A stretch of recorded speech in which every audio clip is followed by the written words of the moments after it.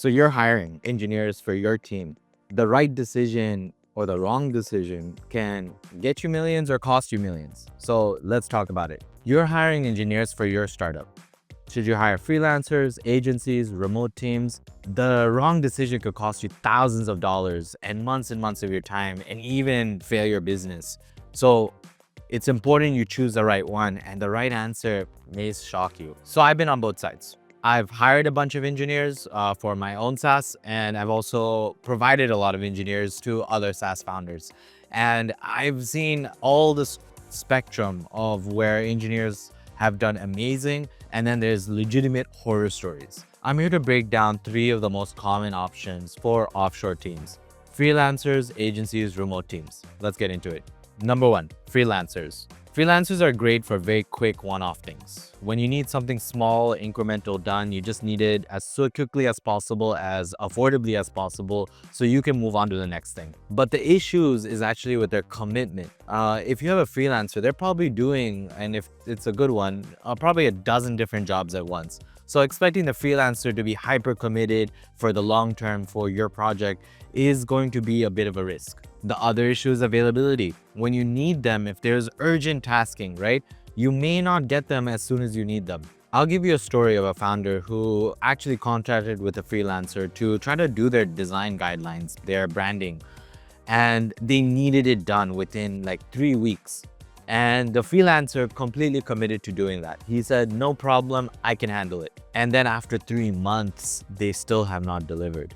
So the issue is that once you work with these freelancers, the commitment may or may not be there. And as soon as they get a better opportunity, there's not a guarantee that they'll stick around. So the right thing to do is use the freelancers for those quick one-off projects where you can just get the output for small incremental work, but knowing that eventually you will have to get to a more dedicated team eventually. The second option is an agency. Now, an agency is great in a lot of ways. They probably have a lot of experience based off their portfolio.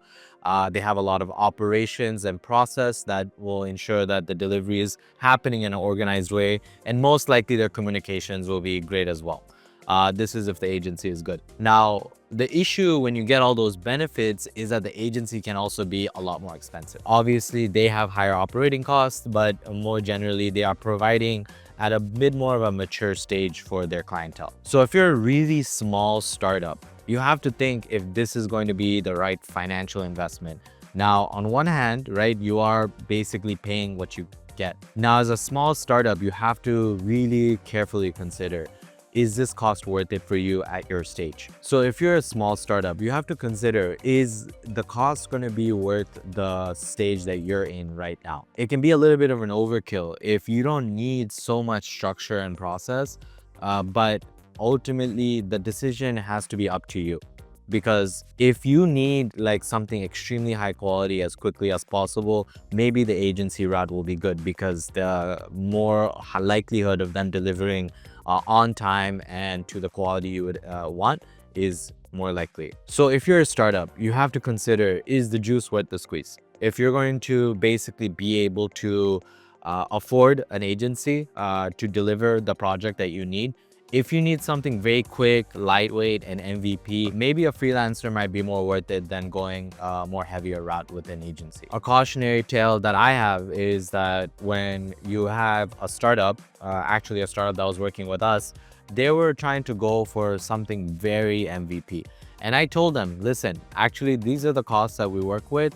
Your MVP delivery might be better if you go for something much smaller and actually handle it with yourself or with a freelancer. And ultimately, they really wanted to go with us, but they didn't do the market validation beforehand. So we spent actually quite a bit of time and effort to get them the product that they wanted. And, you know, they gave us a ton of features, a ton of things that they wanted, all the bells and whistles.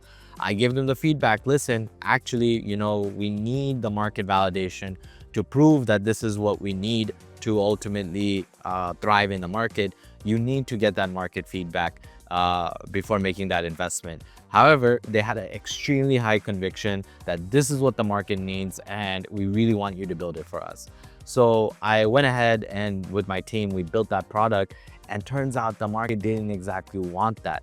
Now, the risk that you as a founder will have to take is that when you go a really high cost with your development, is that going to give you the business returns that you want? Now, if the business returns are not there, the development spend will not have the ROI you are expecting. So be very careful where you invest your development, as it's not cheap. Finally, the last option. Option number 3, remote teams. Remote teams are teams that you hire and manage directly yourself.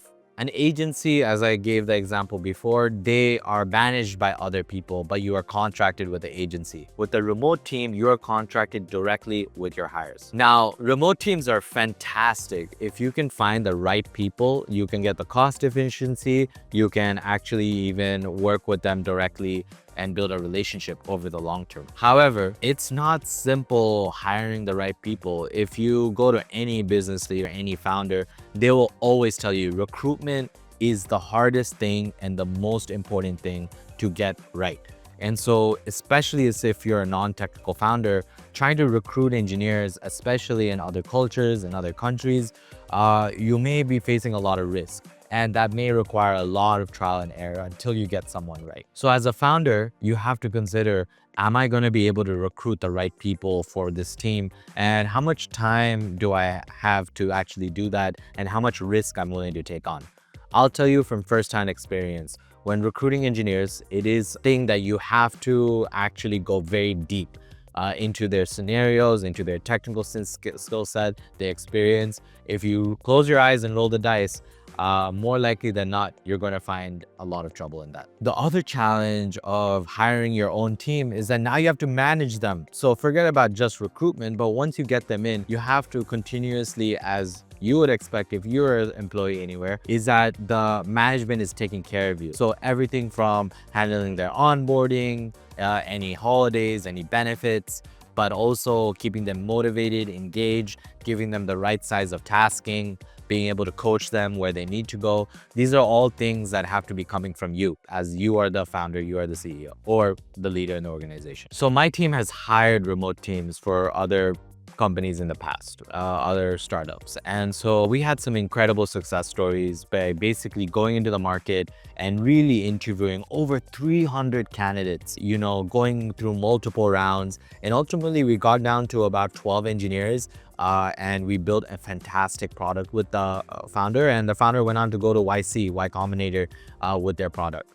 With a very actually mature product while still maintaining certain cost efficiencies. So there are cases where it could work out, but as a non-technical founder or a founder that maybe has not hired a lot of engineers themselves, you have to be very careful about working and hiring with the right engineers. And if you can't do it yourself, I would recommend you partner with an organization. So those are the 3 basic options for outsourcing your engineering, all right? But at the end of the day, you have to choose what's right for you. I've seen everything from working with freelancers, with having my own agency, to even hiring for remote teams. I've seen it all. And honestly, a lot of these things are going to just vary based on what stage you're in and your own individual circumstance. So drop a comment below as well, if you need some advice about which to choose. Happy to get into it with you, so that if you're hiring for your own team, you'll be able to do the right thing. See you next time. If you don't want to miss the next videos, make sure you subscribe to the channel and press the bell icon so you get notified of future uploads.